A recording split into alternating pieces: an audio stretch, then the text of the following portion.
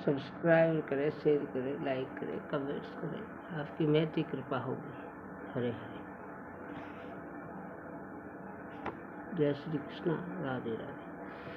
चाणक्य नीति। निर्गुण से हतम रूपम, दूशील से हतम कुलम, असिद्ध से हत्ता विद्या, अभोगेन हतम धनम। गुणहीन मनुष्य का सुंदर अथवा रूपवान होना व्यर्थ होता है मित्रों। जिस व्यक्ति का आचरणशील स्वभाव से युक्त नहीं, उसकी कुल में निंदा होती है। जिस व्यक्ति में किसी कार्य को सिद्ध करने की शक्ति नहीं, ऐसे बुद्धिहीन व्यक्ति को विद्या व्यर्थ है। और जिस धन का उपभोग नहीं किया जाता, वह धन भी व्यर्थ है। शुचि भूमिगतम तोयम शुद्धा नारी पतिव्रता, शुचि क्षेम करो राजा संतोषी ब्राह्मणम शुचि।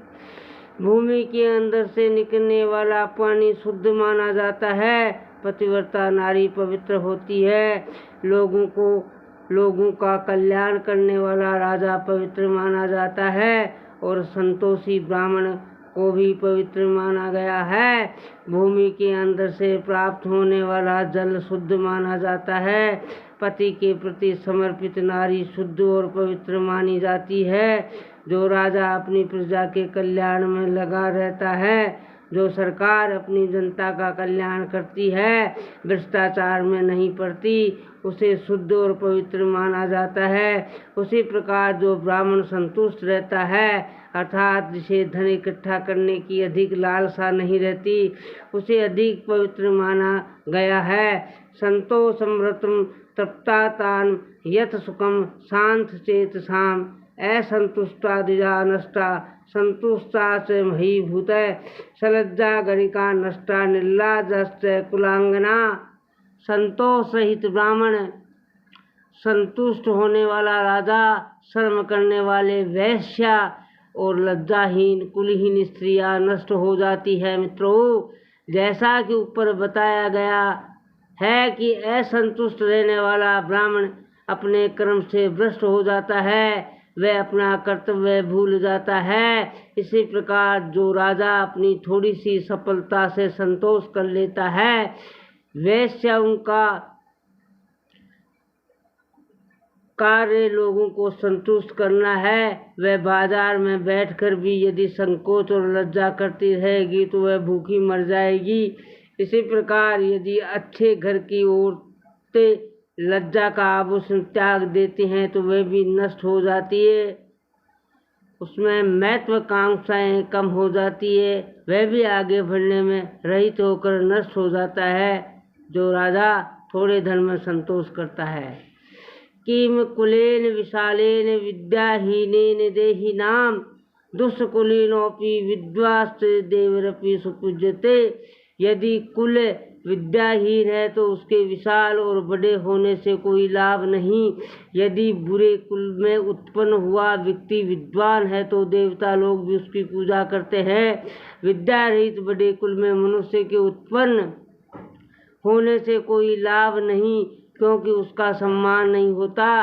व्यक्ति का सम्मान बड़े कुल में उत्पन्न होने से नहीं होता, बल्कि विद्वान होने और अच्छे गुणों के कारण होता है। अर्थात चाणक्य केवल वंश के महत्व को नहीं मानते, वे व्यक्ति के विद्वान होने को अधिक उपयोगी मानते हैं।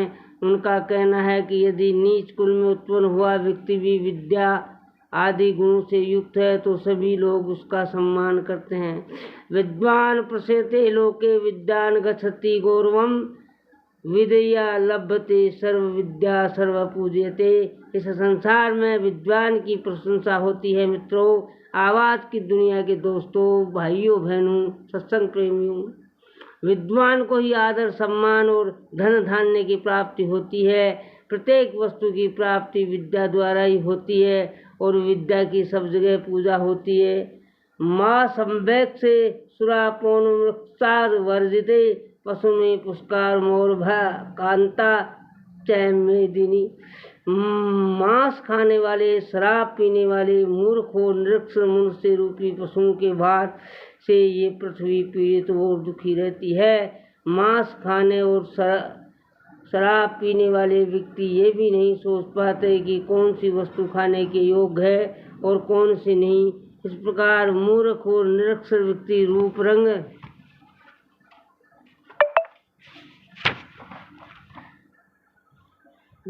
रंग में तो मनुष्य के समान होते हैं, परंतु वह पशु के समान इस पृथ्वी पर भार है, अर्थात उनसे इस संसार का कोई उपकार नहीं होता। अन्नहीनो देहम राष्ट्रमंतहीनश्चेति त्वजय यजमानम दानहीनो नास्ति यज्ञ समोरिपु।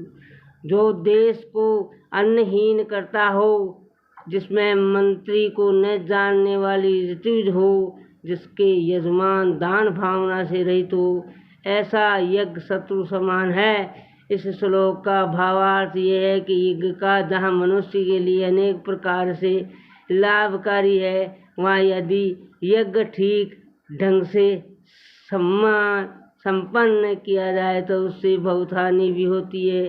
यज्ञ से वर्षा होती है और राष्ट्र में अन्न और धन धान्य की वृद्धि होती है। जिस यज्ञ से राष्ट्र में अन्न की उत्पत्ति में वृद्धि न हो, उस यज्ञ का कोई लाभ नहीं। और यज्ञ करने वाले पुरोहितों को यदि मंत्र का ठीक ज्ञान नहीं और जो यजमान यज्ञ करने के बाद दान आदि पुण्य कर्म नहीं करता, ऐसा यज्ञ उसे नष्ट कर देता है, अर्थात उस यज्ञ से कोई लाभ नहीं होता। आवाज़ की दुनिया के दोस्तों, माताओं, बहनों, भाइयों, सत्संग प्रेमियों, पुण्यात्माओं, अध्याय का सार। चाणक्य ने इस अध्याय में विशेष रूप से विभिन्न श्रेणियों के व्यक्तियों के लिए कुछ बातें कही है।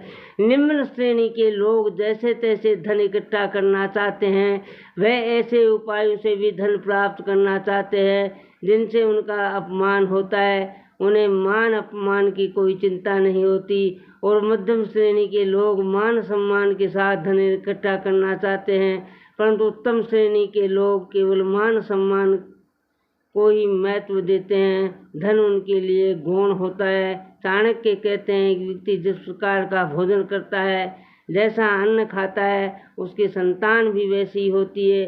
चाणक्य ने कुछ ऐसी बातें बताई हैं जो व्यक्ति को मृत्यु के समान दुख देने वाली होती हैं।